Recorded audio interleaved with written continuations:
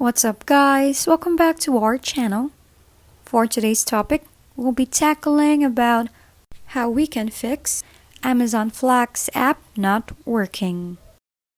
First thing you need to do is to check if the app is running in the latest version.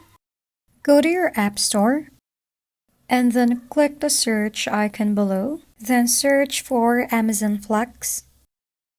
Now if you see an update button beside the app, click it to update, but if there's none, then the app is updated.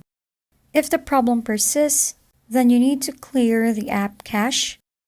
Go to settings of your device, then click on General, and then click iPhone Storage.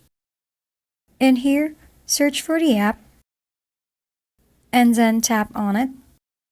Now click the Offload app, and tap again the Offload app to confirm. After that, click the Reinstall app to re-download the Amazon Flex.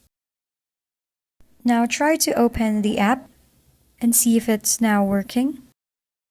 But if it's not, then all you have to do is to delete the Amazon Flex app on your device and then re-download it on the App Store. After that, it should now be able to fix the problem.